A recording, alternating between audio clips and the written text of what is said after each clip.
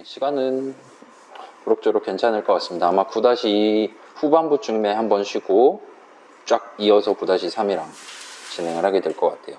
그런 느낌에서 자, 그래서 9-1은 중간고사 다시 보기고 뭐 걔는 당연히 시험에 안 나오죠. 1사부젤이니까 시험에 안 나올 것이고 여기서부터는 이제 복습이면서 본격적으로 후반부 내용 시작한다 보시면 됩니다. 자, 그래서 우리 지난주 금요일 내용이에요. C랑 다르게 조금만 앉아서 수업할게요. C랑 다르게 C++에서는 데이터 멤버뿐만 아니라 코드 멤버에 대한 선언 내지 정의도 하실 수가 있어요. 우리 멤버 함수 정의해 봤었고 막 오퍼레이터 스트링 같은 것도 해봤었고 등등. 아무튼 우리는 그렇게 코드 멤버에 대해서 선언을 적는 게 가능해요. 그 다음에 여러분이 원한다면 그 자리에서 바로 중괄호 열고 닫고 해서 그 함수의 내용물, 그 코드 덩어리 내용물이 뭔지를 정의까지 해보실 수 있어요. 우리가 실제로 해본 건 이 정의였죠.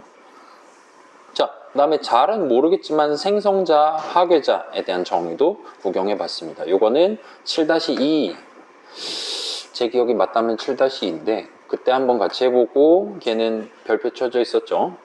간단히 견학만 하고 금요일 수업을 7-3까지 하고 끝을 냈었어요. 이건 오늘 다시 정리를 해보도록 할게요. 그 다음에 오퍼레이터라는 키워드가 몇 번 적혀 있었어요.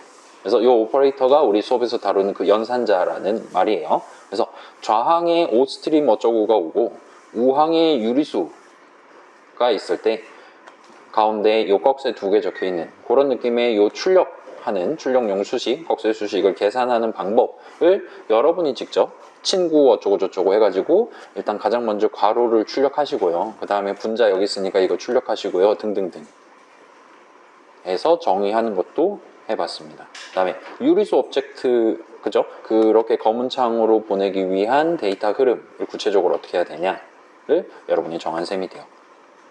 그래서 갑자기 연산자라는 단어가 튀어나오고 코드 덩어리다라고 주장을 하고 있는데, 자, 우리가 생각했을 때 이 함수 정의 자주 적었잖아요. 이 함수 정의도 역시나 그 내용물을 실행하기 위해서는 결국 수식을 적어야 된단 말이에요.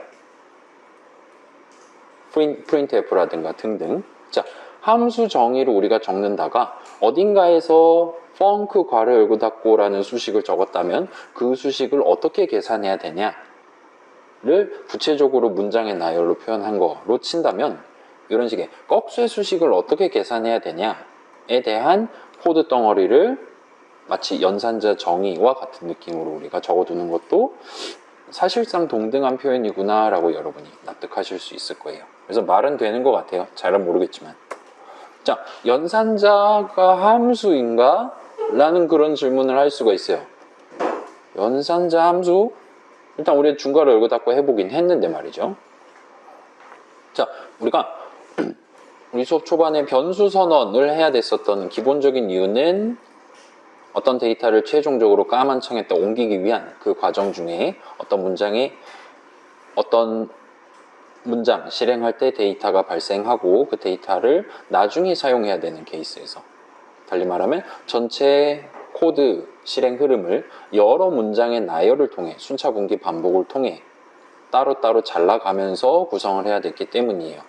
만약에 여러분이 수식 하나로 딱 깔끔하게 표현할 수 있다, 그러면 문장이 끼어들 만한 여지가 조금씩 줄어들게 됩니다. 우리 절대값 계산 해봤잖아요. 그때 우리 if문 써갖고 했었죠.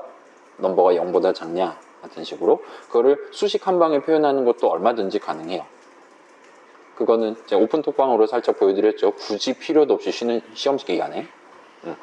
그래서 다시 보여드리진 않을게요. 자, 여러분이 결론적으로는 목표를 달성하기 위한 수식을 잘 적으면 프린트f 호출식 한 방에 끝나는 건데, 그렇지 않고 중간에 뭐 덧셈을 해야 된다든가 add 같은 경우는 통분을 해야 된다든가 이런 추가적인 목표가 끼어 들어가게 되고, 그렇다 보니까 여러 문장에 걸쳐서 데이터 흐름을 발생시켜야 되고, 그렇다 보니까 중간에 계산 결과 값을 담아뒀다가 다른 문장에서 다시 꺼내와서 사용하는 그런 느낌의 데이터 흐름을 추가로 구성해야 되고, 그렇기 때문에 그때 담아두고 나중에 사용하기 위해 저기다가 담아둬야지 라는 느낌의 변수 선언을 여러분이 적어보셔야 했었습니다. 자, 그래서 지금 우리 지난 시간에 우리 7일차 최종 목표 느낌으로 만들어본 유리수 덧셈만 하더라도 지금 다시 여러분 펴보시면 꽤 많은 는 수식들이 여러 문장에 걸쳐서 적혀 있는 걸 보실 수가 있을 거예요. 자, 사실 곱셈은 요거 수식 한 방에 곱셈을 끝낼 수가 있거든요. 계산하면 새로운 곱셈 결과가 담겨있는 새로운 유리수 오브젝트가 튀어나올 만한 적절한 수식을 적을 수 있고, 그걸 리턴 바로 뒤에 적으면 그 multiply라는 함수의 목표를 한 줄로 달성을 할 수가 있습니다. 그렇죠? 분자는 분자끼리 곱한 거를 개의 분자로 지정하고, 분모도 마찬가지로 해서 개의 분모를 지정하는 느낌의 중괄호 열고 닫고를 적으시면 돼요. 그러면 얘 리턴 형식이 유리수 형식이었기 때문에 이렇게 정의된 새로운 유리수 오브젝트를 리턴할 수가 있습니다. 눈에 잘 안 보인다? 그럼 형식 이름 적으시면 돼요. 레이셔널 넘버 중괄호 열고 닫고 하시면 돼요. 아무튼 그래서 덧셈은 그게 안 됐을 거예요. 여러분은 아마 덧셈에서 분기를 했을 겁니다. 통분이 필요한가 아닌가. 통분이 필요하지 않으면 걔는 좀 쉬워요. 분자만 더하면 되거든요. 통분이 필요하다? 그러면 바꿔야 돼요. 어떻게? 새로운 분자는 어쩌고저쩌고 해서 이렇게 X자로 해서 곱셈을 해갖고 더해야 되죠. 그런 식으로 조금 더 복잡하게 들어갑니다. 분모는 결과값의 분모는 양쪽 분모를 곱한 값이 들어가야 되고 등등. 그 다음에 걔 같은 경우는 약분을 해야죠. 얘도 지금 약분을 전제하지 않았을 때 이런 느낌이긴 한데 아무튼 그렇습니다. 자, 그래서 컴파일러가 자 그렇게 우리가 유리수 덧셈을 굳이 내가 직접 문장들의 나열로 또는 수식 한 방으로 표현해야 하는 기본적인 이유는 컴파일러가 그걸 할 줄 모르기 때문이에요. 알면 그냥 한 방에 해달라고 하면 됩니다. int 덧셈 컴파일러도 이미 할 줄 알아요. 그냥 더하기 연산자에가 거의 덧셈식 적어놓으면 지가 알아서 add라든가 그런 명령어를 써서 컴파일을 해줍니다. 근데 유리수는 몰라요. 그렇기 때문에 누군가가 한 명은 그 방법을 컴파일러가 아는 방법들만 조합을 해서 너 int는 알지 마. 그다음 if는 알잖아. 해서 갖고 차근차근 이거 이따 담고 뒀다 하면 최종적으로 짠 이거 유리수 맞지? 하면서 그렇게 알려줘야지만 합니다. 물론 누가 해야 되냐 물어보면 유리수라는 개념을 창시하고 있는 우리 레이셔널 넘버 구조체 정의 적는 그 프로그래머가 미리 해두면 조금 더 편하게 다른 사람들이 진행할 수 있겠죠. 그래서 요땐 이제 요 int 덧셈 알지, int 곱셈도 알고 이렇게 곱한 다음에 최종적으로 저 새로운 오브젝트의 분자 자리에 담아주면 돼. 이런 순서대로 네가 계산을 수행하면 돼와 같이 알려줘야 돼요. 그래서 순서 개념이 들어갈 수밖에 없어요. 그렇기 때문에 엔간하면 여러분이 문장의 나열을 적게 될 거고, 달리 말하면 여러분은 어떤 add라는 함수의 내용 또는 내 손에 유리수 형식 오브젝트가 있을 때 그 내용을 반영한 스트링 형식 오브젝트를 만드는 방법, 캐스팅 연산자에 대한 정확한 코드 실행 흐름을 여러분이 정의를 하시게 됩니다. 괜찮아요? 이 오퍼레이터 스트링 같은 경우는 캐스팅 연산자였잖아요. 우리 출력 연산자도 마찬가지였고요. 걔도 문장 비록 위턴문 하나로 끝을 내긴 했지만 아무튼 요 순서대로 출력해야지 유리수가 예쁘게 출력된다라고 적은 셈이죠. 그래서 코드 관점이 기본적으로 들어가 있는 셈이 됩니다. 그래서 이런 걸 놓고 생각해 보면 확실히 요 연산자라는 개념을 코드 관점에서 바라보는 것도, 특히 여러분이 어떤 연산자에 대한 새로운 계산 방법, 어떤 수식에 대한 새로운 계산 방법을 정의를 하는 시점에는 저 연산자라는 개념을 코드 관점에서 바라봐도 그렇게 어색하지 않을 거예요. 자, 물론 C++에서는 여러분이 직접 우리는 지금 add라는 이름, multiply라는 이름, subtract라는 이름을 써서 함수 출식을 적어가면서 유리수 덧셈 등등을 했는데, 여러분이 원한다면 이런 식으로 오퍼레이터 더하기 같은 거를 내 유리수 구조체 정의 안에다가 저 연산자에 대한 연산자 정의를 적으실 수도 있어요. 그렇게 해두면은 메인 정의 적는 프로그래머가 LHS 더하기 RHS, N1 더하기 N2와 같은 느낌으로 우리의 유리수, 우리가 창시해 놓은 유리수 형식을 조금 더 직관적인 느낌으로 유리수 연산을 할 수 있도록 수식을 적는 게 가능해질 겁니다. 이건 재밌으니까 내일로 미루도록 할게요. 오늘은 아직은 저렇게 더하기 연산자, 뭐 더하기 는 연산자 아니면 더하기 더하기 연산자 이런 것들은 오늘은 아직은 조금 참고 기본적인 내용 한번 다시 보기를 해보고 넘어가도록 하겠습니다. 그래서 뭐 혹시나 구경해보고 싶다. 우리 지금 스트링 형식 본 적 있잖아요. std 콜론 스트링 형식. 걔도 더하기 형식이 더하기 연산자를 정의를 해놨어요. 스트링 더하기 스트링이 됩니다. 파이썬이랑 비슷한 느낌으로 붙이기를 해줘요. 빼긴 당연히 안 될 거고요. 그래서 헬로 더하기 월드 같은 느낌으로 여러분이 쓸 수 있도록 미리 이 더하기 연산자 정의돼 있으니까 그런 덧셈식 적어보시고 마우스 갖다 댔을 때 오퍼레이터 더하기가 보편적으로 어떻게 생겼나를 구경을 해보실 수 있을 거예요. 또는 헬로 더하기 월드 더하기 느낌표 같은 식으로 중첩된 덧셈식을 구성했을 때 각각 어떤 버전을 쓰고 있나, 뭐 다 똑같이 했겠지. 의외로 달라요. 그 둘은. 그런 것도 구경해 보실 수 있을 겁니다. 자, 아무튼 우리 수업에서는 멤버 연산자, 멤버 함수를 뭉뚱그려서 코드 멤버라고 칭하도록 할게요. 우리 데이터 멤버로 뭉뚱그려서 멤버 변수나 멤버 배열 같은 것들을 표현하고 있죠. 그런 거랑 비슷한 느낌이에요. 그래서 자, 이렇게 코드 멤버라고 하긴 하는데, 예를 들어서 우리가 함수 호출식 펑크 괄호 열고 닫고가 있다 칩시다. 함수 호출식의 그 함수 이름 자체, 펑크 네 글자 자체는 명백히 걔는 계산하면 나한테 위치값 주는 애잖아요. 숫자가 튀어나오는 애입니다. 거기다 괄호 열고 닫고를 붙여야 실질적으로 뭔가 코드가, 의미 있는 코드가 미리 정해둔 코드가 실행되고, 그 마지막 리턴문 만났을 때 지정된 결과값이 계산 결과값으로 튀어나오는 코드 관점의 얘기가 튀어나와요. 그래서 함수 이름 자체는 그것만 가지고는 위치값 하나 나오는 수식이 앰퍼샌드 넘버랑 다를 바가 없는 겁니다. 그래서 거기까지만 하면 코드 냄새가 잘 안 나듯이, 여러분이 꺽쇠꺽쇠 수식 같은 거 적을 때, 그 출력할 때 적는 출력용 연산자 자체는 코드 냄새가 잘 안 난다 하더라도 그 수식의 계산 방법을 정하기 위한 어딘가에 중괄호 열고 닫고 해서 만들어 놓은 연산자 정의는 명백히 문장들의 나열, 코드 덩어리가 맞다라고 납득을 하고, 그걸 토대로 멤버 연산자도 코드 멤버다, 코드의 일종이다라고 일단은 그렇게 선을 그어놓고 7일차 내용을 끝을 내면 좋을 것 같습니다.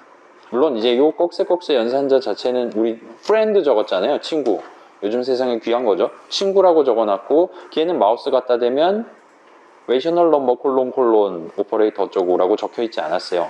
애드라든가 이런 애들은 마우스 갖다 대면 레이셔널 넘버 콜론 해갖고 붙여 있습니다. 오퍼레이터 스트링도 마찬가지고요. 근데 걔는 친구라서 그런지 콜론 해서 태그가 안 붙어 있는 상태였어요. 뭐 그렇긴 하지만 아무튼 코드 덩어리는 맞으니까 납득할 수 있을 겁니다. 멤버 연산자는 아닌데 그냥 연산자인데 아무튼 연산자 정의가 적혀 있었다는 거예요. 자, 그래서 이 정도가 지난주 금요일 시험 범위는 아니었지만 내용이었어요. 오늘 내용은 object 다시 보기가 9-2고요. 클래스 다시 보기가 9-3입니다. 클래스를 본 적이 없어요. 그래서 갑자기 튀어나오긴 했는데, 일단 우리 수업에서는 요 클래스 세 글자 단어를 개념을 나타내는 명칭으로 쓰도록 할게요. 아무튼 요 개념 자체는 이전에 튀어나왔고 사실 우리 다 알고 있는 거예요. 9-3에서 한번 짚고 넘어가도록 하겠습니다. 자, 그래서 생성자랑 파괴자 두 개에 대해서 조금 정리를 할 건데, 생성자 중에서는 국선 생성자라는 개념이 존재하고요. 국선이 아닌 여러분이 직접 정의한 생성자도 존재할 수 있습니다. 그리고 기본 생성자와 그렇지 않은 생성자가 존재할 수 있어요. 그 다음에 복사 생성자, 오브젝트가 복사가 된다고 크크 할 때 쓰는 복사 생성자랑 그렇지 않은 생성자로 나눌 수도 있어요. 또는 이동 생성자, 이동이 무슨 뜻이에요? 이제 우리 옛날 어른들이 이제 동네 뭐 무슨 군이에요, 뭐 동 이름 붙이기 너무 귀찮아서 1동 2동 할 때 이동이잖아요. 여기서 이동 무슨 뜻일까요? 귀찮진 않으셨을 거예요. 두 번째로 중요하다는 의미겠죠. 자, 여기서 무브를 얘기하는 거겠죠. 무브 연산자, 무브 생성자, 이동 생성자, 대해서도 살짝만 구경을 해볼 겁니다. 자, 복사랑 이동은 조금 느낌이 다르죠. 그 다음에 복사도 이동도 아닌 생성자가 존재할 수 있어요. 그것들 중에 기본 생성자가 존재할 수 있습니다. 그 다음에 얘네랑은 살짝 별도로 국선이 그거잖아요. 변호사 할 때 보통 붙이는 거잖아요. 국선 변호사 하면은 당신이 형편이 안 돼갖고 변호사님을 선임할 수 없을 때 나라에서 대신 붙여주겠다 할 때 국선 변호인이잖아요. 그죠? 변호인이 되는 거죠. 그분은 이제. 아무튼 컴파일러가 해주는 거죠. 여기서는. 그래서 파괴자도 비슷한 느낌이고 국선 파괴자님이 계실 수도 있고 여러분이 직접 정리를 하실 수도 있고 하는. 여긴 이제 복사 파괴자라든가 이런 건 없어요. 간단하게 끝을 내볼 수 있을 겁니다. 그 다음에 이제 9-3 끄트머리에 숨어있던 키워드 this라는 키워드에 대해 구경만 해보고 실질적으로 사용해보는 건 아마 내일 이후로 미루도록 할게요. 자, 그래서 9-2는 뭐 할 거냐? 오브젝트 다시 보기를 할 겁니다. 이제 형식과 값 더하기 칸이 있었잖아요. 아까 그때 봤던 그림 한 번 더 튀어나오고 등등 정리를 하고 후반부로 넘어갈 준비를 하도록 하겠습니다. 그래서 각각 오브젝트들의 생성과 파괴, 몇 명이 어떻게 생성되고 몇 명이 어떻게 죽나를 통계적으로 한번 살펴볼 거고요. 여러분이 원한다면 직접 빨간 점 같은 거 찍어 놓고 생성자가 어느 시점에 호출되나, 어느 시점에 파괴자가 몇 번 호출되나 같은 것들도 같이 찍어보는 시간을 갖도록 하겠습니다. 그래서 이 정도면 2시간이 좀 넘을 거예요. 보나마나 중간에 살짝 쉬는 시간을 갖고 이어서 9-3은 짧으니까 거기까지 하고 끝을 내보도록 합시다. 자, 그래서 이 시험 문제였죠. 개치사하죠. 시험을 복습인 것처럼 그렇게 출제를 해놓고 답 맞추면서 복습을 하고 그게 이제 또 등장하는 겁니다. 후반부로 넘어가기 위해서 오브젝트에 대한 관점. 그래서 C 당시에는 기본적으로 칸을 의미했어요. 메모리 위에 칸이에요. 그래서 원론적으로는 이제 C 만드신 분들은 어떤 이름에 의해 특정되는 칸을 오브젝트라고 부르는 편이긴 했지만 우리가 반자동으로 8바이트 잡아놓고 여기다 더블 하나 담아놔야지 마치 더블 한 칸인 것처럼 활용하는 것도 가능합니다. 후대의 사람들은 그런 것도 오브젝트라고 더블 오브젝트다라고 간주하면서 코드를 작성하곤 했어요. 아무튼 당시에도 이제 배열 한 칸, 구조체, 능력치 한 칸 등등. 자, 배열 한 칸, 그게 인트 3칸짜리 배열이었다. 걔는 이제 인트 기준 3칸으로 구성되어 있는 거죠. 그런 식으로 여러 칸들이 모인 칸, 여러 오브젝트들을 포함하는 조금 더 큰 오브젝트라는 개념이 당시에도 존재했습니다. 그래서 인트 3칸, 힘, 민첩, 체력을 다 포함하는 구조체 오브젝트 하나와 같은 개념이 그 당시에도 있었다는 거예요. 괜찮아요? 우리 대괄호 3, 대괄호 4 같은 거 할 때 이게 인트 기준 몇 칸 떨어져 있냐 같은 거를 논의를 했었잖아요. 업셋을 다루거나 할 때 그런 게 C 당시에도 있었다라고 보시면 돼요. 그 다음에 C 당시에는 이 정도까지만 논의의 대상이었다고 보시면 됩니다. 그래서 자, 아까도 살짝 튀어나왔는데 여러분 굳이 프로그래밍을 하는 이유, 굳이 내 핸드폰 그 앱스토어라든가 구글 플레이라든가 해서 앱을 다운로드 받아 설치해 갖고 터치를 해서 실행을 하는 이유, 엔간하면 여러분은 내 눈에 데이터를 보기 위해서 그 앱을 켭니다. 지금 새로운 메시지가 있나 등등. 그래서 아무 데이터도 프로그램 밖으로 내보내지 않는 프로그램은 여간에서는 걔를 굳이 실행할 이유가 없게 돼요. 우리 그 최적화할 때 본 적 있죠? 싹 날아가잖아요. 의미가 없구만, 노상관 하면서. 그죠? 자, 프로그램은 당연히 값을 얻기 위해 존재해요. 그 다음에 이 오브젝트라는 건 기본적으로 그런 값을 담아두기 위한, 지금 담아뒀다 나중에 사용하거나 나중에 최종적으로 까만 창에 보내기 위한, 보관해두기 위한 용도로 쓰였어요. 그래서 프로그래밍 언어가 없던 시절에는 이 중요한 값을 메모리 위에 몇 번지에다 담을 거냐를 그 배타성을 프로그래머가 직접 도모를 해야 됐었고, 그때는 여러분이 지금보다 더 술 절대 마시면 안 되고 훨씬 더 집중을 잘 해가면서 칸이 겹치지 않도록, 오브젝트가 겹치지 않도록 그때그때 위치값을 잘 지정해서 즉시값으로 때려 넣어가면서 숫자들, 기계어 코드들을 작성을 하셨어야 될 겁니다. 그런 거 이제 첨공 카드 같은 데다 구멍 뚫어가면서 이제 코딩을 했던 거예요. 자, 그래서 요거는 당연히 우리 같은 사람보다, 까먹을 수 있는 사람보다 컴퓨터가 훨씬 더 잘하는 종목이란 말이에요. 무슨 숫자들 사이에 어떤 규칙이 깨지지 않도록 일관성을 유지시키기는, 그렇기 때문에 각각의 이름들, 내가 정한, 프로그래머가 정한 각각의 이름들에 대한 베타성을 도모할 수 있는 적절한 위치값들을 자동으로 정해주는 프로그램이 만들어졌으면 참 프로그래밍하기 편하겠다 해서 튀어나온 게 컴파일러라고 보시면 됩니다. 그래서 C 컴파일러는 딱 이런 느낌, 오브젝트들의 베타성을 굳이 프로그래머가 신경 쓰지 않아도 알아서 잘 지켜주도록 만들어둔 프로그램들 중에 하나라고 보시면 돼요. 그래서 그 당시에 automatic 위치 얘기했었잖아요. automatic이라는 단어는, 자, 이런 베타성을 가장 쉽게 지켜주는 방법은 모든 이름들의 고유한 위치를 다 부여해 주는 거예요. 우리 관점에선 전부 다 스태틱으로 만들어 버리는 겁니다. 근데 그러면 제귀라든가 아니면 함수 정의가 300개 있는데 걔네들 밑에 적혀 있는 각각의 로컬 선언들에 대한 위치가 다 낭비가 된다든가 하는 현실적인 문제가 있었기 때문에 지금 호출 받았고 아직 리턴하지 않은 함수 내용물들에 대한, 거기서 사용하기 위한 데이터 이름들에 대한 메모리상의 위치만 유효할 수 있도록 적당한 타이밍에 칸 잡아주고 적당한 타이밍에 칸 놔버리는, 해제해버리는, 소멸시켜버리는 작업을 업셋이라는 관점을 도입해서 자동으로 레지스터 값 하나 왔다 갔다 해가면서 자동으로 챙겨줄 수 있도록 한 게 C에서 말하는 오토매틱 위치였잖아요. 자, 그래서 이거 완전 이거 혁신이라 이거예요. 실제로 운영체제 같은 거 하나 짜려면 그 당시에 다 함수 정의가 한두 개가 아니었을 거잖아요. 그렇기 때문에 그런 걸 생각해 보면, 자, 저게 혁신이었어요. 70년대엔. 지금의 혁신은 뭡니까? 그거 덜인가 있잖아요. 그 무료 버전 여러분 써본 적 있어요? 거기다가 이제 웃고 있는 뽀로로 같은 거 치면 뽀로로가 미소를 짓고 있는 사진을 인공지능이 막 그려주고 난리도 아니죠. 물론 이제 좀 어설프긴 하지만 인간이 봤을 때 완전 뽀로로네 하면서 얼마든지 동의할 수 있을 만한 수준까지 지금 그려내고 있잖아요. 무료 버전이 심지어. 그래서 지금의 혁신은 그 당시에 생각했던 혁신이랑은 조금 궤가 다르긴 한데, 아무튼 간에 역으로 생각해보면 당시의 프로그래머들은 조그만 프로그램, C 컴파일러라는 프로그램이 꽤 많은 걸 지원해 줄 것이다 라는 그런 기대를 애초에 별로 하지 않았다는 거예요. 우리 비주얼 스튜디오보다 당시에 C 컴파일러가 제공하는 게 훨씬 더 적다는 거예요. 그 당시엔 당연히 즉시 빨간 줄 같은 개념도 없었죠. 우리 비주얼 스튜디오 지금 메모리 얼마 차지하고 있는데 한번 볼까요?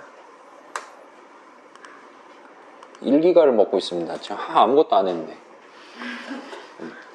그 당시 메모리 64kB면 많았던 시절이니까. 그래서 여전히 프로그래밍은 사람이 하는 거예요. 컴파일러는 단지 내가 하기 귀찮은 베타성 지키기, 일관성 유지하기 같은 단순 노동을 나 대신 뒤에서 케어해주는 친구라 보시면 됩니다. 그래서 그 친구의 케어를 거쳐서 최종적으로 나오는 그 음악 숫자들 기계어로 적혀있는 프로그램을 얻고 그걸 실행함으로써 데이터 흐름을 발생시키는 게 당시의 프로그래밍이었어요. 지금 여러분이 생각하는 거랑은 느낌이 좀 다르죠. 자, 그래서 C++가 등장하는 시기쯤 돼서 이제 오브젝트는 값과 칸의 값과, 그러니까 어떤 칸과 거기 담겨있는 값을 세트로 다룬다 라는 메타를 주장하는 경우가 꽤 많아졌어요. 그래서 거기까지가 이제 7-2번 내용이었는데, 지금 다시 생각해봐도 이게 분명히 서술형 답안이었단 말입니다. 3자 이내로 서술하는. 거기다 칸권 적은 친구가 많았던 거죠. 아무튼 그래서 뭐 어쩌라고 라는 느낌이 드는 게 느낌이 드는 게 정상이에요. 그래서 요거는 조금만 우리가 속도를 늦춰서 칸권에 대한 짤막한 상상을 한번 해보고 천천히 한번 오늘 접근을 해보도록 합시다. 그래서 오브젝트 다시 보기예요. 괜찮아요? C++에서 오브젝트는 칸뿐만 아니라 어떤 값과 거기 담겨있는 칸, 어떤 칸과 거기 담겨있는 값을 하나의 세트로 알아본다는 게 녹아있다 보시면 돼요. 그래서 새 오브젝트 만든다? 그냥 칸만 잡는 게 아니라 거기다가 값을 심어 놓고 이니셜라이즈 해놓고 활용하기 시작하겠다. 그 다음에 어떤 어떤 오브젝트를 파괴하겠다라는 건 단순히 칸만 해제하는 게 아니라 거기 담겨 있었던 값에 대한 적절한 뒤처리를 필수적으로 수행하고, 그게 다 끝나면 이제 더 이상 그 칸 위에 값이 없어도 상관없는 상황이 됐다면 비로소 그때 칸을 해제를 하는, 소멸을 시키는 그런 느낌의 라이프 사이클을 보장을 하기 위해 노력을 한다 보시면 돼요. 그래서 대충 그때 봤던 그림이에요. 조금만 각색을 해봤어요. 자, 칸권을 표현해보면 일단 이렇게 두 가지는 볼 수가 있을 것 같습니다. 그래서 지금 동그라미 담을 수 있는 데다가 별을 꺼내려고 하면 당연히 동그라미가 적혀 있는데 그 막 가생이 이런 데는 하얀색으로 튀어나올 거잖아요. 그래서 성공적으로 내가 원했던 별 형식 값을 받아내는 건 쉽지가 않을 겁니다. 반대로 동그라미를 담을 수 있는 곳이에요. 근데 거기다가 별을 담으려고 해요. 요상하게 담기겠죠. 막 넘쳐날 수도 있고 모자랄 수도 있고 등등. 더 심각한 건 이렇게 일단 담아놓고 나중에 동그라미 형식이니까 동그라미인 것처럼 읽어버리면 데이터가 어그러질 거잖아요. 그래서 칸 입장에서는 나 더블 용이라며 왜 인트 5칸 담는데 막 이러면서 이제 한숨을 쉴 수가 있다는 겁니다. 형식 측면에서의 정체성을 각각의 오브젝트들이 유지할 수 있는 그런 권리를 지켜주면 코드를 좀 더 깔끔하게 짤 수 있을 것 같아요. 그 다음에 자, 요건 특히나 반자동 방식을 쓸 때 여러분이 주의하셔야 돼요. 자, 자동 방식이면 칸을 3개를 만들어줘 하고 선언 적어놨으면 그 칸에 대한 소멸 시점도 컴파일러가 알아서 잡아줍니다. 보통은 닫는 중괄호 만날 때겠죠. 아니면 프로그램 종료된 직후 정도가 될 거고요. 아무튼 어떤 칸이 만약에 형성됐다면 그 칸은 적법한 시점에 적당한 타이밍에 소멸돼야 돼요. 소멸될 권리도 있습니다. 계속 남아있으면 안 돼요. 자, 그 다음에 여기에 이제 요거 방금 전 2개는 C에서도 우리가 왈가왈부를 할 수 있는 칸권이었어요. 여기에 우리가 object는 값과 칸의 조합이다, 세트다 라는 메타를 적용하면 한 가지 권리가 이제 더 부각되는 거예요. 이게 우리 마지막 문항이었던 거죠. 어떤 값이 담겨있지 않은 채 그 object가 사용되지는 않을 권리, 사용되기 전에 write 되거나 initialize 될 권리를 챙겨주는 세 번째 파트가 튀어나오게 됩니다. 그래서 칸을 형성하자마자 그걸 바로 출력을 해버리면 그 칸 입장에서는 지금 어엿한 C++ 오브젝트가 되지 않은 상태로 그 칸을 사용을 해버린 거란 말이에요. 그런 상황은 최대한 방지를 하자라는 게 새로운 메타가 들어왔다고 보시면 돼요. 그래서 정리하면 이 정도예요. 그 다음에 자, 우리 C에서 요거를 막기 위한 예시 코드 구경해 본 적 있죠? 능력치에 가면서. 자, 별도의 함수 정의 코드 덩어리를 여러분이 미리 적어두면 나중에 메인 정의 적는 사람이 에멀로켓에서 힘이랑 민첩이랑 다 집어넣고 그렇게 문장 4개를 따박따박 실행하는 거를 항상 하긴 귀찮으니까 그냥 new state이라는 함수를 호출하면 무조건 반자동 방식으로 새로 잡아놓은 칸에 내가 지정한 저 호출식 괄호 안에 적어놓은 3개 숫자 값이 능력치 합치고 담겨있는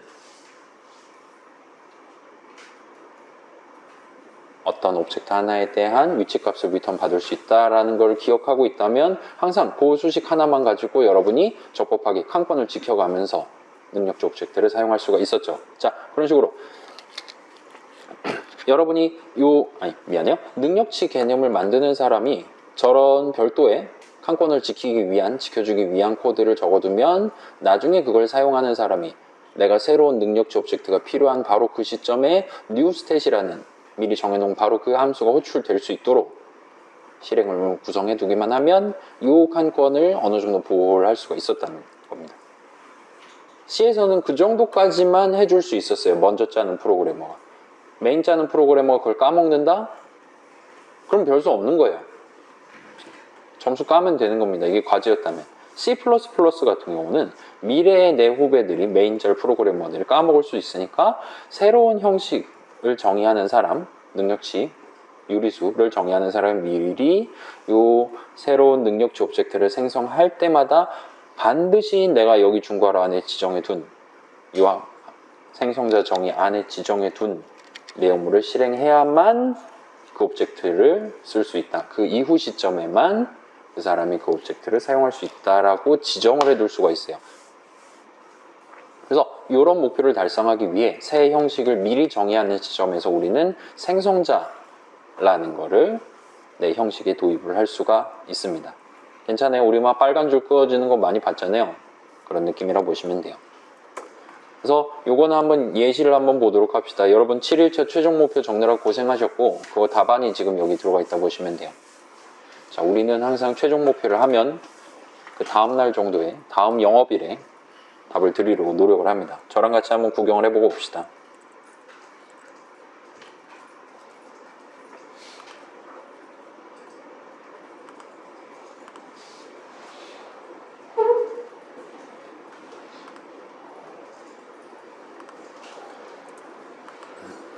이제 핫식스를 먹어서 정신은 이제 노래졌는데, 노래?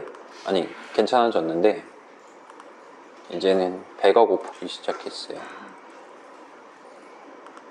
진짜 이번 계절학기 정말 파란만장합니다. 어제도 3시간 자고 일어나서 수업 자료 만들고, 도대체 주말엔 뭐 했습니까? 라 질문하면 할 말이 없긴 하거든요. 아무튼 그래요. 제가 첫날 얘기했잖아요. 이제 제 수염의 길이가 여러분 지식의 길이라고. 지금 꽤 많이 성장했습니다. 기말 칠 때쯤에는 아저씨가 돼 있을 것 같아요. 제 머리카락보다 더 길어질 것 같습니다.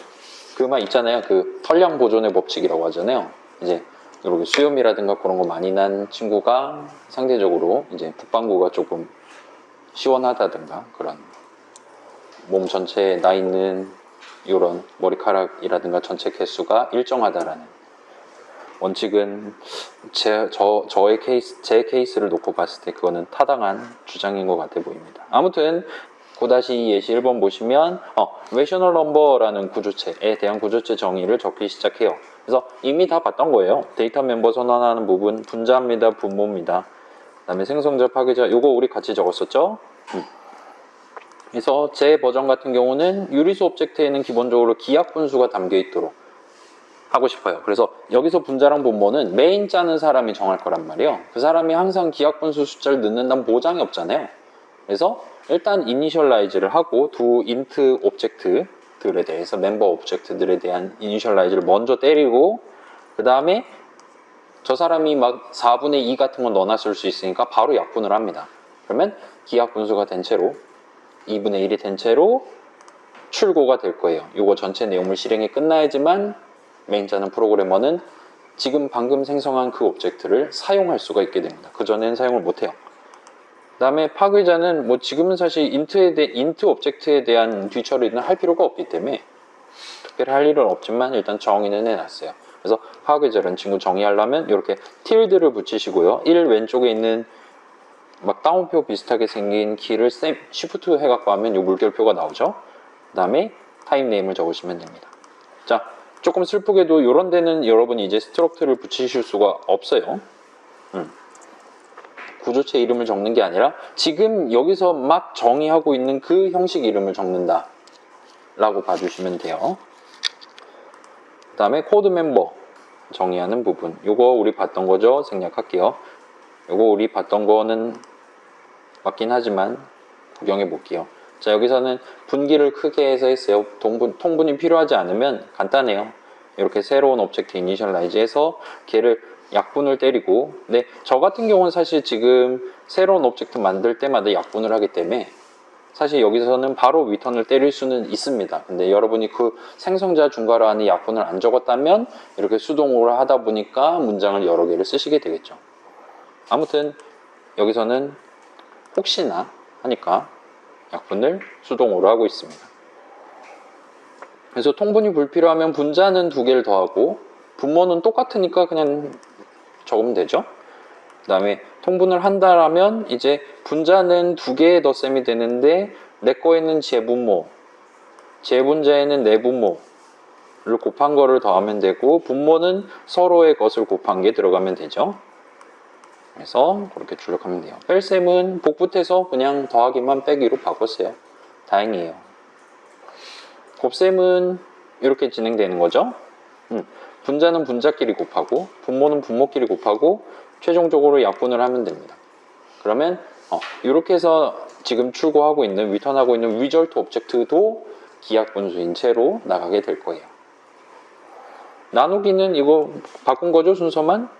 저 친구 분모를 내 분자랑 곱해서 분자로 만들고, 하면 됩니다. 그 다음에 약분은 이제 약분이 골치 아팠죠? 자, 저는 일단은 요거를 집어넣었어요. 예를 들어 3분의 0, 5분의 0, 마이너스 270분의 0은 약분을 하면서 전부 다 1분의 0으로 만들려고 하고 있어요. 분모를 1로 맞추려고 합니다. 그래야 나중에 덧셈이 쉬워질 것 같으니까. 그래서 분모를 1로 만드는 거 있고, 그 다음에 최대 공약수는 이렇게 전환했어요. 자, 얘 배열이잖아요. 배열에 대한 이니셜라이저도 당연히 는 안 적어도 돼요. 우리 C++니까. 겁먹으실 필요 없습니다, 이거. 그래서 일단 분자랑 분모를 집어넣고 누가 더 크냐에 대한 정보를 true 또는 false 값이 나오겠죠. 그거를 다루기 위한 적절한 형식인 bool 형식을 쓸 수 있습니다. 이거 파이썬에서 써봤죠? 파이썬에서도 true랑 false랑 키워드가 있잖아요. 걔네 둘 중에 하나를 담을 수 있는 bool이라는 형식을 여기서도 동등한 느낌으로 쓰실 수 있어요. 그래서 분자가 더 작으면 true고 그렇지 않으면 false가 들어가는. 그래서 이 idx greater 값은 true 또는 false고 그거를 idx라 이름 붙였죠? 얘에 대한 인덱스로 활용을 할 겁니다. 그래서 분모가 더 크면 1이 나와야 되는 거죠? 분모가 여기 담겨 있으니까요. 분자가 더 작으면 0이 들어가야 되는 거고 등등. 미안해요. 분자가 더 크면 0이 들어가야 되는 거고 큰 친구에 대한 인덱스는 0이니까요. 그 다음에 이 별표 있잖아요. 제가 드디어 심기 시작했습니다, 여러분. 저한테 감사하십시오. 예시 코드에도 별표를 칠 거예요, 이제. 그래서 이 별표가 쳐져 있는 걔가 설명하는 부분은 슬라이드에는 일단 엔간해서는 안 나올 거고요. 지역적인 거 아니면 좀 스킬 같은 느낌이라 안 나올 거고요. 그 다음에 시험에도 안 나올 거예요. static assault라는 선언을 적으실 수가 있어요. 선언의 특별한 형태입니다. 그래서 얘는 이런 느낌으로 적으실 수 있어요. static underscore assault라는 키워드가 있고요. 그 다음에 괄호 열고 닫고 해서 마치 함수 호출식인 것처럼 적으실 수 있어요. 그리고 이제 인수같이 생긴 걸 두 개를 넣으실 수 있는데 수식을 맨 앞에 적으셔야 되고요. 그 다음에 오류 메시지 큰 따옴표로 해서 적어주시면 됩니다. 그래서 얘도 선언이잖아요. 그래서 컴파일러는 요 .cpp 파일 컴파일 할 때 쭉 읽다가 선언이네, static assault 선언이구만 하고 판단이 됐을 때 요 수식을 그 시점에 계산을 합니다. 달리 말하면 이 수식은 컴파일 도중에 계산돼요. 원타임에 계산되는 게 아니에요. 그렇기 때문에 변수에 담겨있는 값 그런 개념을 기본적으로 쓸 수 없는 거예요. 아무튼 요거는 가능해요. 지금 여기는 상수 수식만 들어있죠? 그렇기 때문에 요 느낌표 0은 지금 우리의 비주얼 스튜디오, 우리의 GCC는 느낌표 0 하면 1이 나오도록 설계되어 있어요. 정밀하게는 true가 나오도록 설계되어 있어요. 느낌표를 붙이면 불 형식이 나옵니다. 그래서 0에 대한 불 형식 값은 false고 느낌표 false 하면 true가 나와요. 그 다음에 true는 1이냐를 묻는 셈이 돼요. 그래서 결론적으로는 여기서는 다시 불 형식을 int 형식으로 변환을 합니다. 그래서 true는 int로 간주하면 1이 나오도록 요즘 C++는 설계가 되어 있어요. 자, 3도 true고 5도 true잖아요. 그렇기 때문에 true에 대한 int 형식 값은 3이라고 말해도 되고 7이라고 말해도 되고 자유거든요, 사실은.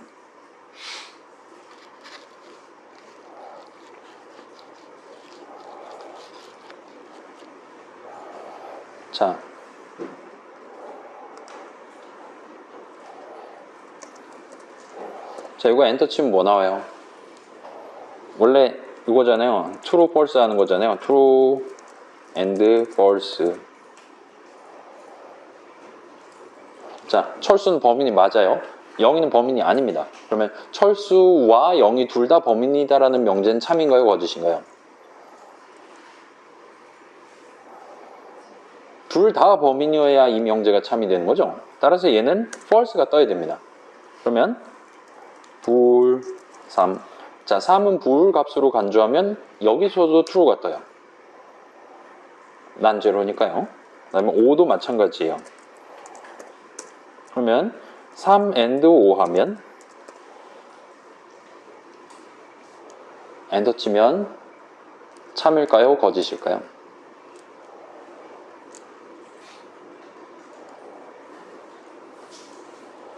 자, 지금 답 다 나왔죠? 이거 true고 이거 true잖아요. 얘 둘 다 불 형식으로 간주하면 true잖아요. 그럼 엔터 하면 뭐예요? 둘 다 범인이에요, 지금. 엔터 치면 무려 O가 나와요. true가 나오는 게 아니라. 파이썬 동네는 이래요. 자, 왜 O가 나왔죠? 아니, 왜 O가 나와도 되는 거죠?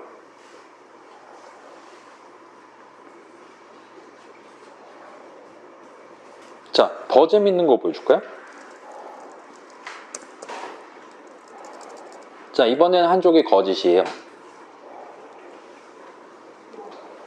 그죠? 이러면 좌항이 나옵니다. 그래서 이 AND 연산자 되게 간단하게 짰어요. 좌항이 false면, false에 준하면 좌항을 줘요. 그렇지 않으면 무조건 우항을 줍니다. 왜냐? 좌항이 false가 아니면 좌항은 true거든요. 그럼 이 전체 수식이 true냐 false냐는 순수히 우항에 의해서만 결정돼요. 철수가 범인인 게 확실하면 그 사람은 이제 집에 보내든 훈방 조치해도 된다는 거예요. 0희만 물고 늘어주면 되는 겁니다. 그래서 이 값을 그냥 바로 리턴을 해버려요. 자, 파이썬 동네는 그렇게 설계되어 있어요. 그럼 오어 연산자에 대해서, 오어 수식에 대해서는 어떻게 할지 여러분 한번 생각해 봐도 되겠죠? 익스클루시브 오어라든가 다 이렇게 설계되어 있습니다. 그래서 파이썬에서 AND 연산자, 오어 연산자는 선택을 위해 쓸 수 있어요.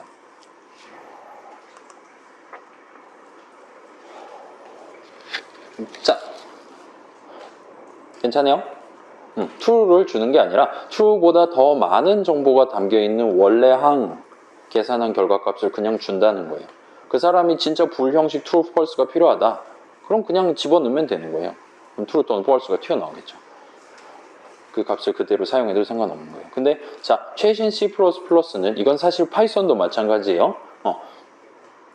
true, 그러니까 불형식 true 값에 대한 int 형식 값은 다른 거 다 해도 상관없지만 1이 무조건 나오도록 해놨어요. 그래서 느낌표 0 하면 1이 나옵니다.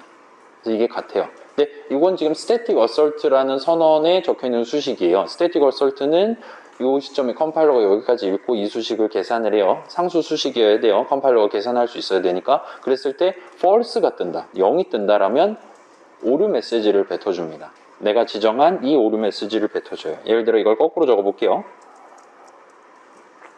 그러면 밑줄이 쳐지고 정적 어설션이 내가 정한 메시지 출력하면서 저걸로 인해 실패했습니다 라고 나와줘요. 언제? 컴파일하기 전에. 아니 미안해요. 지금은 즉시 빨간 줄이고 비주얼 스튜디오가 실질적인 컴파일을 수행하기 전에 미리 읽고 이런 식으로 보여준다 보시면 됩니다. 적어도 원타임보단 이전 시점이라 보시면 돼요. 괜찮아요? 지금은 이게 맞거든요. true는 1이 맞거든요. 그러면 얘는 이번 거는 통과했네. 좀 쉴 수 있었는데, 휴가 갈 수 있었는데 아쉽네 하면서 아랫줄을 읽기 시작합니다. 얘는 그냥 버려요. 특별히 할 일 없어요. 원타임에 할 일도 없어요. 그런 느낌의 선언이라고 보시면 돼요. 그래서 여러분이 혹시나 예를 들어 윈도우 동네에서만은 이게 확실히 잘 돌아가는 거 알고 있어요. 근데 맥 동네에선 잘 몰라요. 그래서 맥 동네에선 빨간 줄이 혹시나 필요하다면 빨간 줄을 그어주고 이거 나 윈도우에선 됐는데 혹시 너 여기에 빨간 줄 적히면 이게 지금 맥에서 지원되나 한번 확인해 봐라 라는 커멘트를 뒤에다 달아주실 수가 있습니다. 조금 여러분한테 안 좋은 소식인데 한국말로 하면 털리니까 영어로 적어 주셔야 될 거예요. 그래서 위에다가 이런 식으로 길게 주석을 해두면 나중에 오류 메시지 밑에 떴을 때 마우스 클릭하면 여기로 올 테니까 한국어 주석을 읽을 수가 있겠죠. 그런 식으로 활용하실 수 있는 게 이 assert라는 친구예요. assertion 정도로 이런 작업을 부릅니다. 그래서 자, static assert, 그러니까 정적 assertion이라고 아까 표현이 되긴 했는데 static하다, 달리 말하면 실행하기 전부터 이걸 검사를 해서 기면 기고 그냥 통과고 아니면 아예 그냥 실행조차 못하게 빨간 줄 그어버리는 게 static assertion이라고 보시면 돼요. 그 반대는 이제 one-time assertion도 당연히 존재하겠죠. 여러분 막 윈도우용 프로그램 같은 거 실행하다 갑자기 뭐 디버거 어쩌고 비주얼 스튜디오 막 그런 거가 뜨는 내가 만든 프로그램은 아닌데 그런 assertion failed 막 느낌표해 가면서 막 되게 막 내 컴퓨터 부셔버릴 것 같은 그런 오류 메시지 본 적 있을 거예요. 그게 이제 one-time assertion과 관련한 코드들을 개발자들이 심어놨는데 이런 수식을 그때 계산했는데 실행 도중에 노란 화살표 여기 왔을 때 계산했는데 false가 떠서 손절을 해가면서 개발자는 다른 컴퓨터 쓰고 있으니까 지금 눈앞에 있는 사용자한테 메시지를 보여주고 있다 보시면 됩니다. 보통은 프리하다가 털리죠. 어설션은 원타임 어설션은. 그래서 맥에서도 잘 되고 윈도우에서도 잘 될 거예요. 걱정 안 하셔도 됩니다. 지금 비주얼 그 맥 쓰는 친구들 여기 빨간 줄 안 그어지죠? 여러분 컴퓨터에서도 느낌표 0 하면 1 나오고 그 1에 대한 불 형식 값은 미안해요. 그 true에 대한 불 형식 값은 1이 나온다 보시면 됩니다. 그래서 그 IDX를 느낌표를 쳐가면서 해요. 여기 1이 들어있으면 이게 0이 나옵니다. 0이 들어있으면 1이 나와요. 괜찮아요? 느낌표 true 하면 false 뜨잖아요. 떠야 되는 거잖아요. 그죠? 그래서 얘는 느낌표 이렇게 해가면서 1 들어있으면 0, 그러니까 반대편, 얘가 분모가 가리키고 있었으면 분자 이런 느낌으로 될 거고, 지금 여기는 둘 중에 더 큰 친구가 인덱스가 뭐냐? 그러니까 느낌표 하면 작은 친구의 인덱스가 나오는 거예요. 그리고 그거를 없애신 것처럼 적용해서 하면 작은 값이, 그러니까 두 숫자 중에 작은 게 얼마냐를 묻는 셈이 되는 거죠. 그리고 그게 0이 아닌 동안 난 돌아야 되는 거예요. 여러분이랑 똑같죠? 이렇게 보면 여러분 아마 수압을 썼겠죠? 그 루트 있잖아요. 템프는 우항, 우항은 좌항, 좌항은 템프 이런 식으로 그 는는는 3단 콤보를 대부분 친구들이 썼던 것 같은데 이제 채점 했어야 되니까요. 이런 식으로 인덱스를 바꿔치기 해가면서 이제는 큰 값은 뒤에 있지 앞에 있지 이러면서 지금 왔다 갔다 하는 거라 보시면 됩니다. 그렇게 해도 상관없죠.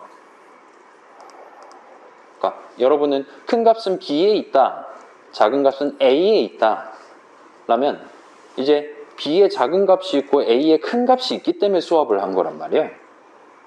그 칸에 담겨있는 값이 그 칸 밑값을 하기 위해서. 근데 지금은 그 칸 자체를 지칭하는 옵셋만 바꿔치기 해가면서 굳이 수합을 하지 않아도 메모리 위에 동일한 위치에 담겨 있어도 걔를 쳐다보는 눈빛이 달라지는 거죠. 큰 애네, 작은 애네 이러면서 그런 식으로 활용하고 있다 보시면 돼요. 그래서 그거에 대한 설명이 역시나 별표 쳐져 있고요.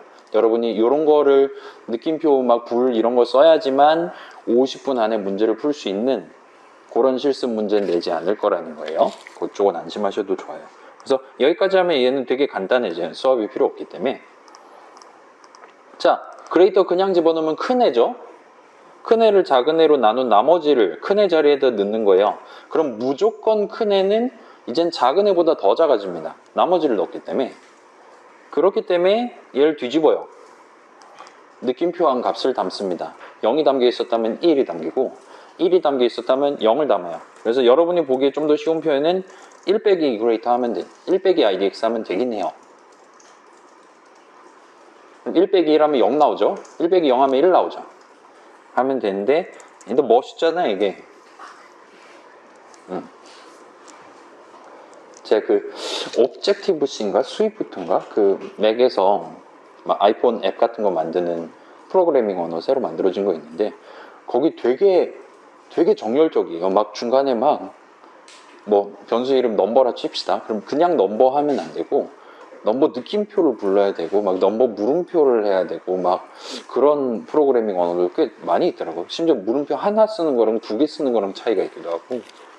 아무튼 그렇습니다. 그러면은 최종적으로 최대 공약수는 한쪽에 0이 담겨 있을 때 반대쪽 거죠. 그죠? 그 다음에 한쪽에 0이 담겨 있다. N간에서는 0이 더 작을 테니까 해서 최종적으로는 여기에 담겨 있을 거고 그걸 최대 공약수로 나눠주면 됩니다. 분자 분모를. 근데 여기서 살짝 문제인 게 분모가 음수인 경우, 그러니까 분모 또는 분자가 음수면 최대 공약수가 음수가 뜰 수 있거든요. 그럼 원래 양수인 애가 음수 최대 공약수로 나누기 하면 음수가 튀어나오고 막 난리도 아닙니다.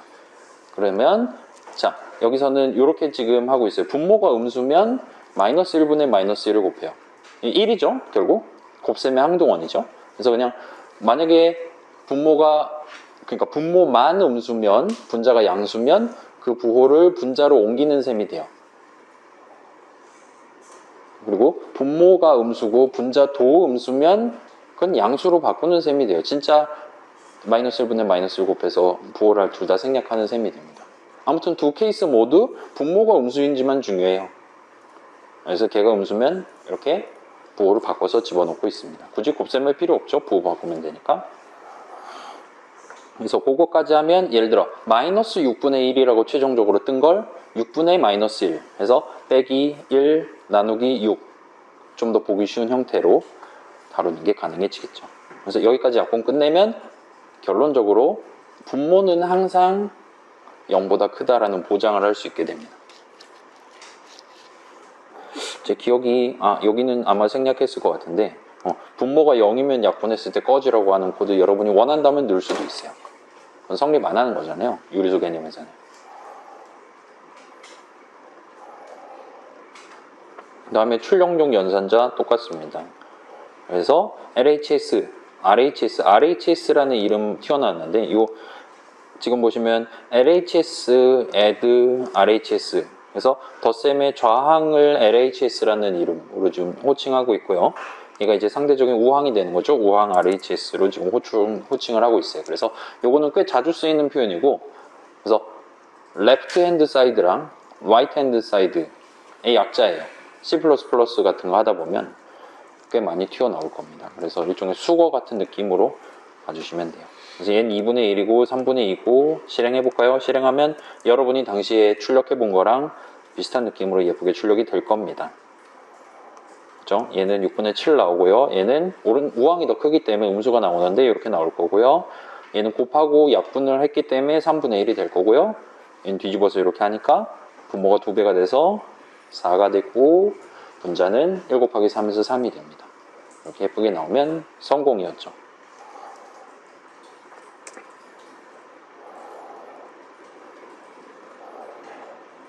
그럴싸하죠?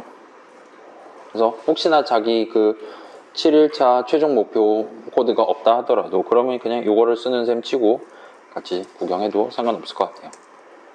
자, 그래서 지금 이 코드 메인 정의 보시면 LHS라는 유리수 오브젝트에 대한 이니셜라이저로 2분의 1을 미리 담아두려고 지금 의도하고 있는 걸 보실 수가 있을 거예요. 자, 우리가 C에서 변수는 값을 하나 담을 수 있는 친구라 그랬잖아요. 근데 C++에서 값은 이제 칸이랑 세트로 묶어서 다룰 예정이라고 얘기를 했습니다. 그렇기 때문에 여러분이 유리수 변수를 선언한다라는 건 그 이름으로 나중에 부를 그게 스태틱인지 오토매틱인지는 잘 모르겠지만 아무튼 그런 유리수 형식 오브젝트를 지금부터 쓰기 시작하겠다라는 의도로 선언을 적는 셈이 돼요. 괜찮아요? 자, 인트 변수 선언 적었다 칩시다. 그럼 그 아래에서부터 내가 걷다 값을 담을 수 있는 거잖아요. C에서도 그랬죠. 그런 용도로 썼고요. 근데 C++에서는 이제 변수 선언을 한다. 값을 하나 담을 수 있는 건 맞아요. 근데 값이라는 개념을 칸이랑 같이 세트로 엮을 거기 때문에 그 변수에 대해 정의된 위치값으로 특정되는 메모리 위의 칸이랑 그 칸에 맨 처음 담겨있을 값까지 이 선언의 마지막 세미콜론을 찍는 시점 이전에 다 준비를 끝을 내줘야 된단 말이에요. C++ 컴파일러가. 그렇기 때문에 유리수 LHS 세미콜론만 적어놨다 하더라도 뭐 지금은 오류긴 하지만 선언을 적어놨다 하더라도 궁극적으로 결국은 코드를 실행을 하게 돼요. 유리수 정의 적은 사람이 적어둔 생성자 코드를 실행을 할 수밖에 없습니다. 그래서 그 부분은 일단 그렇고 다시 돌아오면 자, 우리가 변수 이름을 부를 때 그냥 값을 담을 수 있는 애 그다음에 그걸 위한 칸이 정의되어 있는 애 베타적으로 지금 잡혀 있는 애니까 그걸 그냥 오브젝트 이름인 것처럼 여러분이 LHS나 N2, N3라든가 그런 것들 부르셔도 이제는 큰 상관이 없게 됐다 보시면 돼요. 괜찮아요? 우리 수업에서는 앞으로 이런 느낌으로 부르도록 할게요. 변수 선언 LHS라고 선언해 놨어요. 그 다음에 걔가 문제가 안 생겨 세미콜론 잘 찍어 놨어요. 그러면은 그 선언에 의해서 특정되는 오브젝트를 그냥 그 변수 이름 붙여서 LHS 오브젝트 같은 느낌으로 앞으로는 부르도록 하겠습니다. 괜찮아요? 물론 이제 여기서 따라가면 인트 3칸짜리 배열이 있는 포인터 변수하면 이제 머리가 아프기 시작할 겁니다. 아마.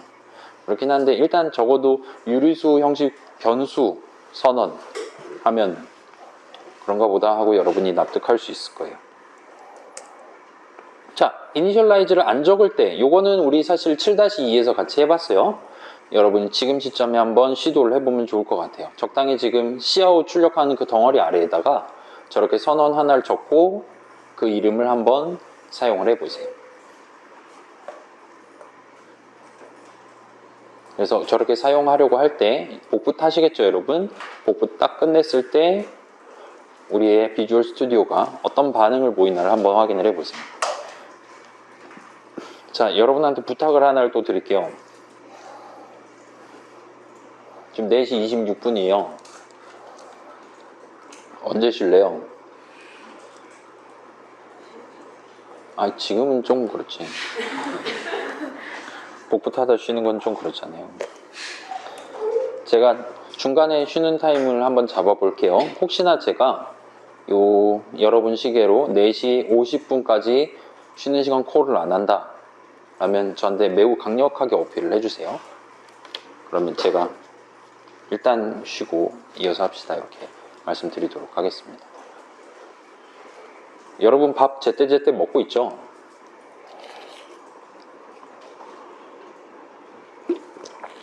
이 계절학기가 여러분의 식습관을 대폭으로 망치고 있을 것 같다는 예상이 들긴 하는데 또 9시에 등교해서 이거 보는 것보단 나을 거라는 생각을 가지고 있긴 합니다. 아무튼 다 해보셨죠? 그리고 오류가 난다는 걸 발견하실 수 있었을 겁니다. 그 빨간 줄에 마우스를 갖다 대면 그죠? 기본 생성자가 없습니다. 존재하지 않아요. 지금 우리 생성자랍시고 하나 적어놨는데 적어도 걔는 기본 생성자가 아닌가 봅니다. 없다고 우리한테 오류 메시지를 내뱉는 걸 보실 수가 있을 거예요. 그래서 저 선언 자체가 성립을 안 해요. 그래서 생성자가 존재하고 기본 생성자랑 그렇지 않은 생성자를 개념적으로 구분을 하고 있는 것 같아요. 그래서 일단 생성자는 이런 느낌이에요. 그래서 그 이름이 구조체 이름이랑 동일한 친구, 함수 정의 같이 생겼는데 그의 이름이 구조체 이름이랑 동일한 친구를 생성자로 불러요. 또 하나의 특징은 지금 잘 보면 리턴 형식을 안 적었어요. 그럼에도 불구하고 뭐 대충 중괄호 열고 닫고 하는 거 보니까 일단 함수 정의 비슷한 것 같아 보이긴 합니다. 물론 저 인트 분모 닫는 괄호까지 하고 세미콜론을 찍으시는 것도 가능해요. 그럼 이제 생성자 선언이 됩니다. 그럼 어딘가에 걔 몸통을 생성자 정의를 해주셔야 되고 이전에 봤던 거랑 비슷하게 컴파일러는 링크를 해주겠죠. 우리는 일단은 귀찮으니까 그때그때 중괄호 열고 닫고를 할 거예요. 그래서 자 여기다가 여러분이 생성자 정의를 한번 직접 추가를 해보세요.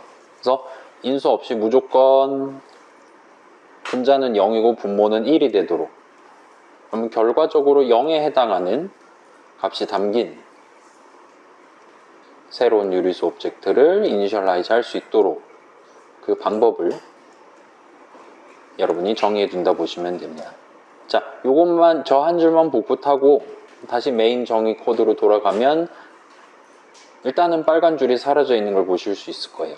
그 다음에 LHS랑 RHS 지금 이니셜라이저 중괄호 붙어 있잖아요. 그거 적당히 주석으로 날려버리고 세미콜론 임시로 찍어서 걔네도 둘 다 기본 생성자를 사용해서 LHS, RHS 오브젝트를 생성하도록 그렇게 선언을 고친 다음에 한번 실행해 보세요. 그렇게 하면 예를 들어 0 더하기 0은 얼마냐, 0 빼기 0은 얼마냐 같은 식으로 우리한테 출력을 해줄 겁니다.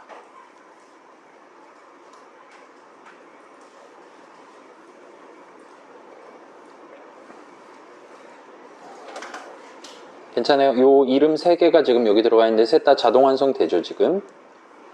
편하게 적으실 수 있을 거예요.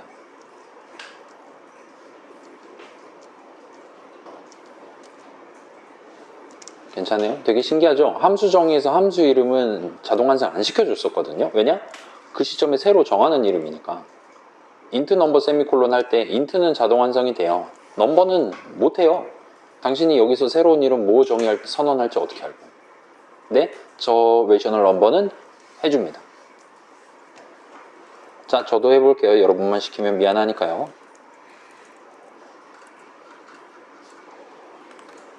그러므로 다 했어요. 이렇게 하면 얘는 인수 안 받고요.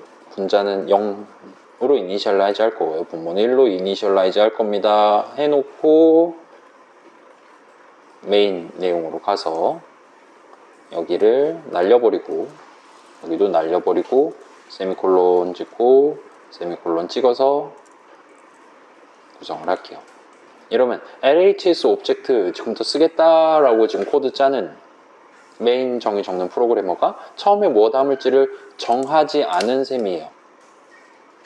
그리고 아까 그 기본 생성자 위에 적어놓은 거로 유추해보면 이 사람이 정하지 않은 경우 유리수 창시자가 정해놓은 숫자 1분의 0을 넣어줄 것이다 라고 여러분 유추할 수 있을 거고 실행 결과도 그렇게 나올 겁니다. 지금 제가 분자가 0이면 분모 부분 출력 안 하도록 만들어 놨거든요. 그래서 0 더하기 0은 0, 0 빼기 0은 0 이렇게 예쁘게 잘 나올 겁니다.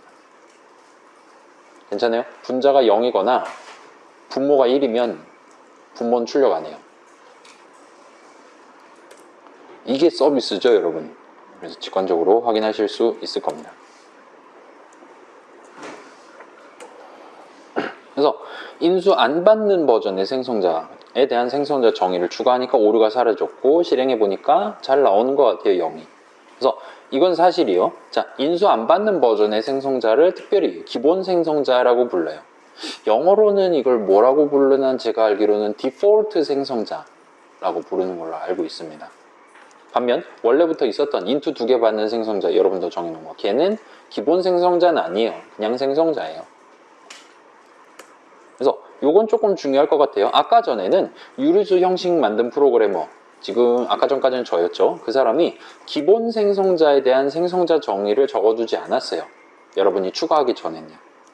자, 그때는 메인 정의 적는 사람이 이니셜라이즈가 없는, 이니셜라이즈가 안 적혀 있는 저 해볼게요. 요거 지금 얘 지금 주석 처리 다시 하면 여기 지금 빨간 줄 꺼주고 기본 생성자 없습니다 하는 거예요. 자, 요건 지금 LHS라는 새로운 이름을 정하는 메인 코드 짜는 프로그래머가 요 새 오브젝트, 이 새 유리수 오브젝트에 가장 먼저 뭐를 담아놓고 스타트 할 거냐를 데이터를 정하지 않은 거죠.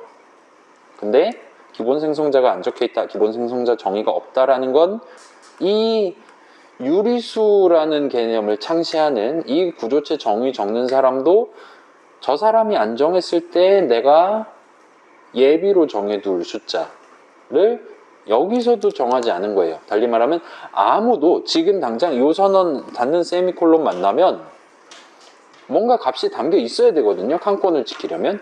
근데 이 사람도 안 정했고 과거에 이 선배님도 안 정했어요. 그럼 아무도 안 정한 셈이 되잖아요. 그런 상황이 발생할 것 같다라면 컴파일러는 빨간 줄을 그어버린다는 거예요. 둘 다 정하는 건 괜찮아요. 그러면 나중에 정한 사람 거를 채택을 합니다. 그게 데이터의 근본이니까요. 넘버에 3 담았다가 5 담는다? 그럼 5가 담겨 있어야죠. 는 얘 둘 다 있을 때 저 사람이 정한 거를 쓸 수 있도록 이 친구가 호출되게 그렇게 잘 지정돼 있으면 되는 거죠. 실제로도 이제까지 잘 그려왔고요. 그래서 그런 느낌으로 중요하게 봐주시면 될 것 같습니다. 괜찮아요? 메인 정의 적는 사람이 새로운 유리수, 변수에 대한 선언을 적는 게 즉시 빨간 줄이 끄어진다는 거예요. 그러면 안 된대요. 저 선배가 안 정했으니까 네가 반드시 정해야 된다라는 뜻으로 빨간 줄을 그어놓는다 보시면 돼요.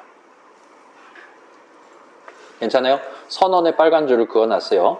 그래서 나중에 이걸 실행할 때 새로운 유리수 생성을 할 예정인데 칸권을 지키지 못하게 될 것 같으니까 사전에 차단을 하고 있다 보시면 됩니다. 괜찮아요? 둘 다 안 정한 거예요. 두 프로그래머가 협업을 하고 있는데 뭘 안 정했냐? 데이터를 안 정했어요. 분자 본무에 처음에 뭐 담을지를 안 정한 겁니다. 그래서 털린 거예요. 칸권이 보장되지 않을 수 있으니까요. 그래서 거꾸로 볼게요. 내가 지금 유리수 개념을 창시하는 사람이에요. 유리수 형식 구조체 정의를 적는 사람이에요. 내가 내 구조체 정의 중괄호 안에 기본 생성자에 대한 정의를 적지 않고 인투 2개 받는 생성자만 정해놨다라는 건 명백히 유리수 오브젝트를 생성해서 써먹으려는 후대의 모든 프로그래머들이 그 유리수 오브젝트들의 가장 처음 분자 분모를 뭐를 담을 거냐를 반드시 정해야만 한다라고 강제를 시킨 셈이 됩니다. 괜찮아요? 내가 기본 생성자를 정해둔다라는 건 내가 분자 분모의 이니셜라이저 자리에 뭘 집어넣을지를 내가 정해둔다는 거거든요. 그러면 내가 한번 정했으니까 저 사람이 또 정해도 되고 또는 안 정해도 되는 거예요.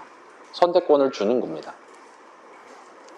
근데 내가 기본 생성자를 정의하지 않고 다른 생성자를 정해놨다라는 건 그 사람은 반드시 그 오브젝트에 처음 들어갈 데이터를 이니셜라이즈 하기 위한 데이터를 반드시 지정을 해줘야 되도록 강제성을 부여를 한 셈이 됩니다. 괜찮아요? 칸권을 보장하기 위해서 칸권 중에 세 번째 거 write나 이니셜라이즈 되기 전에 미안해요. 사용되기 전에 write나 이니셜라이즈를 해둬야 되는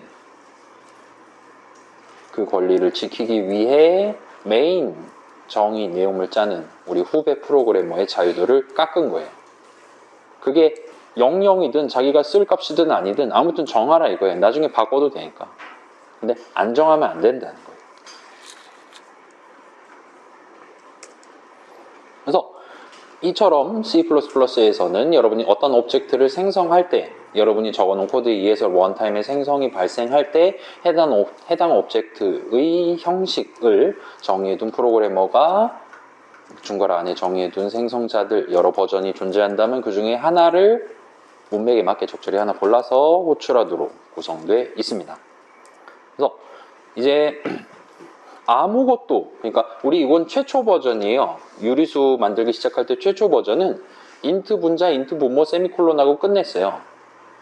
그게 7-1이었습니다. 그건 시험범위였죠.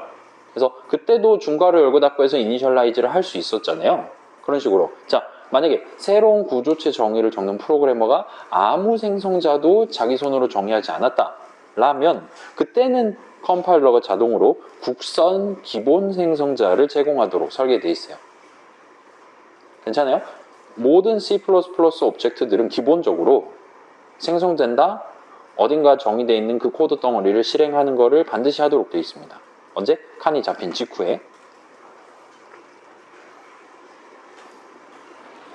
또는 사용되기 직전에 그 시점 사이에 어느 순간에 생성자 호출이 실제로 발생하도록 돼 있어요. 근데 그걸 새로운 형식 정의하는 사람이 단 하나도 정의하지 않았다? 그럼 망하는 거죠. 생성 못하는 거잖아요. 그럴 때는 이제 나라에서 지급을 해주는 겁니다. 뭐 미란다 원칙인가 있잖아요. 당신이 생성자를 정의하지 않으면 컴파일러가 대신 하나를 붙여준다 했을 때 그거를 국선 생성자라고 부르고 국선 기본 생성자를 제공할 수가 있어요. 여러분이 생성자 정의를 단 하나라도 적어뒀다면 그 형식에 대한, 지금은 유리수죠? 유리수 형식에 대한 국선 기본 생성자는 자동으로 제공되진 않아요. 그렇기 때문에 우리가 int 2개 받는 버전을 정의를 해놨을 때 기본 생성자를 호출해야 될 것 같은 선언을 차단을 한 겁니다. 그리고 그럼 이 국선 기본 생성자는 뭐 하는 애냐? 호출하면 잠깐만요. 지금 여기 중간에 슬라이드가 하나가 더 들어가 있었어야 될 것 같은데 빠져있네요. 자, 여긴 예외가 있어요. 이거는 살짝 지금 그냥 얘기할게요.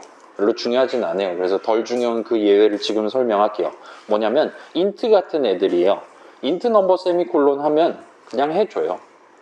근데 걔는 국선 기본 생성자를 호출하는 게 아니에요. 여전히 넘버 자리에 뭐가 담겨 있냐는 옛날 C랑 비슷한 느낌으로 몰라요. 근데 그래도 빨간 줄을 끊지는 않습니다. int나 더블이나 캐릭터나 이런 원래 컴파일러 옛날부터 담겨 있었던 그 기본적인 형식들에 대해서는 요 맨 위에서 지금 서술하고 있는 저 규칙을 적용해 주지 않아요. 달리 말하면 이건 저만 할게요. 여러분이 int 넘버는 3 하고 stdcout 해갖고 출력하면 이거 어때? 당연히 3 나오겠죠, 화면에. 그죠? 근데 이거를 그냥 이렇게 하면 얘는 어떨까요? 얘는 일단 현재 우리 디버그 모드니까 이런 거 좀 챙겨주도록 설계되어 있어요. 그래서 위에 거 잘 해서 진행한 다음에 이거 실행하려고 하면 터집니다. 그래서 being used 사용됐어요. 아직 initialize 되지 않았음에도 불구하고요. 그러니까 read 된 거예요. write 되기 전에. 그래서 칸콘이 지금 난리가 났다라고 우리한테 얘기를 해주고 있습니다. 달리 말하면 이거 지금 int 형식에 대한 기본 생성자가 호출되지 않은 거예요.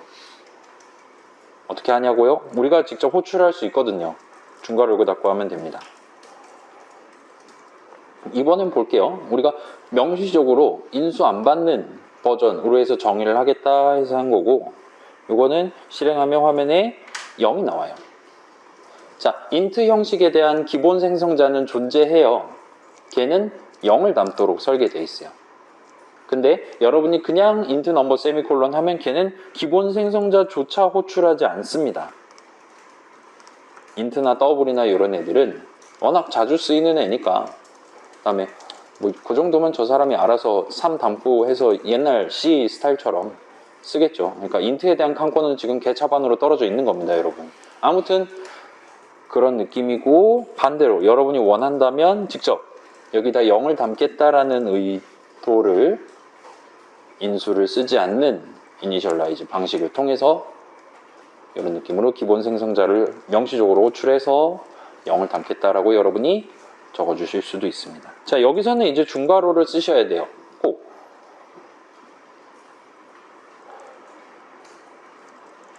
예를 들어, 자, 인수를 적는다. 이건 가능해요. 인수를 안 적는다. 이거는 아쉽지만 불가능해요. 자, 이게 불가능한 이유는 뭘까요? 내가 지금 넘버에 대한 기본 생성자를 호출해, 넘버 오브젝트를 기본 생성자를 호출해서 0을 담아서 스타트하고 싶다는 의도로 이걸 적은 거거든요. 근데 얘는 그 목표를 달성할 수 없어요. 왜?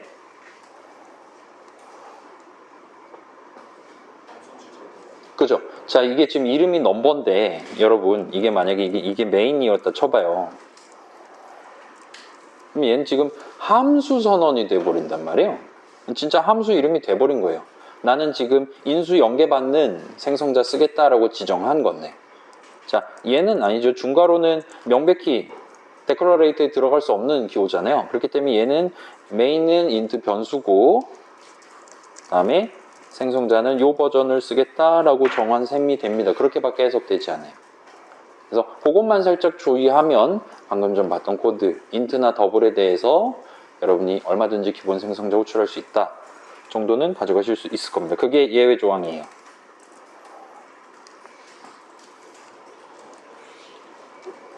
괜찮아요? 기본적인 규칙. 일단 기본적으로 무조건 오브젝트 생성이 필요한 구간, 뭐 선언이라든가 그런 타이밍에 생성자 호출을 하도록 되어 있습니다.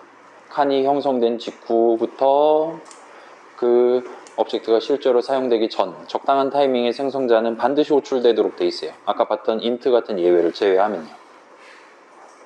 그리고 그때 국선 기본 생성자가 호출될 수 있습니다. 여러분이 생성자를 단 하나도 정의를 안 해놨다면. 국선 기본 생성자는 무료 DLC 같은 거잖아요.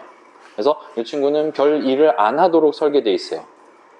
중요한 일이 있다면 지가 알아서 정의해놨겠지. 그렇기 때문에 국선 기본 생성자는 가능한 한 일을 안 하려고 해요. 그래서 멤버 오브젝트들에 대한 기본 생성자를 호출하도록 되어 있고, 그 외에 다른 중괄호 안에서 약분을 한다든가 그런 서비스는 제공을 하지 않습니다. 그리고 이때도 만약에 int 멤버가 있다, 더블 멤버가 있다, 걔네들은 기본 생성자조차도 호출을 해주지 않도록 되어 있어요. 괜찮아요? 지금 뭘 얘기하는 거냐?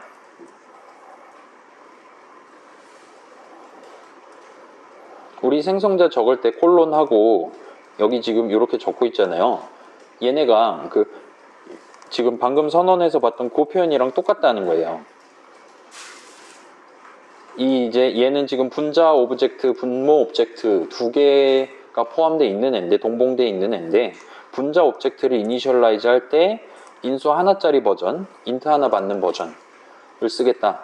얘도 마찬가지와 같이 지정을 한 셈이란 말이에요. 근데 우리가 이게 국선 버전이었다 치면 얘는 0이랑 1 지정한 숫자를 넣어주는 것도 아니고 이런 식으로 기본 생성자로 호출해 주는 것도 아니라는 거예요. 국선 기본 생성자는요. 저게 int 형식이면 아예 그냥 이거 비워버리고 아무 일도 안 한다는 겁니다. 그럼 저기 뭐가 담겨 있을지 모르는 거예요. 저 멤버에. 그게 우리가 정하는 기본 생성자랑 컴파일러가 정해주는 국선 기본 생성자의 차이점이 될 수도 있죠. 자, 그 다음에 이거는 이제 요즘 C++에 나온 거예요. 이게 함수 정의입니다, 여러분. 우리가 내용물을 정하는 건 맞죠? 근데 어떻게 정하냐? 디폴트를 쓰겠다라고 정의한 거예요. 뭐에 대해서? 기본 생성자를. 그래서 얘는 기본 생성자 정의를 이렇게 적으실 수도 있고, 자, 여기 볼게요. 여긴 지금 제가 생성자 정의를 해놨어요. 그래서 가만 냅두면 얘는 절대 국선 기본 생성자를 달아주지 않아요. 맞죠? 근데 그럼에도 불구하고 나는 국선이 좋아요. 그러면 여러분은 기본 생성자 원래 안 주는 건데 좀 주시면 안 됩니까? 라고 적어둘 수 있어요. 그러면 해줍니다. 우리 C++ 컴파일러는 제공해줍니다. 그래서 그러면 국선 기본 생성자와 내가 정한 노말 생성자가 공존할 수 있게 되는 거죠. 자, 이렇게 는 디폴트 해두고 지금 밑에 있는 코드 보면 당연히 문제는 안 생기겠지. 실행하면 이런 식으로 요상한 숫자가 튀어나오게 된다는 거죠. 왜냐? 국선 기본 생성자를 불렀거든요. 둘 다 LHS랑 RHS. 그죠? 기본 생성자로 호출한답시고 이렇게 정했는데 그게 하필 국선이에요. 그렇기 때문에 두 인트 오브젝트에 대한 멤버 오브젝트에 대한 기본 생성자를 호출하지 않았어요. 그래서 그 메모리 4바이트에 담겨있는 유상한 값이 그냥 출력이 된 겁니다. 그리고 이건 중간에 막아주지도 못했죠, 지금. 그래서 저거 이상한 음수는 사실 16준수로 보면 CCCC 내지는 CDCD 그런 숫자가 들어있을 거예요. 별로 중요한 거 아니었고요. 괜찮아요? 여러분이 원한다면 국선 버전을 내가 달라 그래서 꽂아놓고 쓸 수도 있습니다. 그럴 때 는 디폴트를 하면 돼요. 얘는 기본 생성자의 내용을 국선 버전 쓰겠다라고 우리가 정한 셈이기 때문에 여전히 생성자 정의가 맞습니다. 그리고 원래는 국선은 자동으로 해주는 건데 수동으로 지정을 한 셈이 되죠.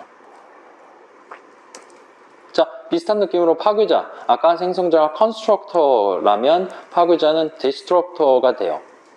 파괴자도 요걸 여러분 한국어로 표현하는 그런 수업들에서 소멸자라는 단어로 쓰는 동네도 있을 거예요. 저는 파괴자라고 하겠습니다. 왜냐하면 더 멋지잖아요. 박살내는 거잖아요. 그래서 우리 수업에서 소멸은 디올로케이션 하는 거를 소멸이라고 부르고 여기서는 조금 더 약간 더 주체적인 느낌, 내가 직접 뭔가를 부신다라는 느낌의 파괴자라고 부르도록 하겠습니다. 자, 얘도 생성자랑 비슷해요. 반드시 호출을 해줘요. 호출이 필요한 타이밍에. 그래서 사용이 끝난 오브젝트에 대한 마지막 값 정리를 여러분이 원하는 코드를 실행해 가면서 목표를 달성할 수 있도록 그 오브젝트에 대한 칸이 소멸되기 직전에 적당한 시점에 호출되도록 호출식을 컴파일러가 대신 적어줍니다. 그리고 여러분이 파괴자 정의를 적고 싶다 라면 그때는 이 물결 표시를 붙여서 적으시면 돼요.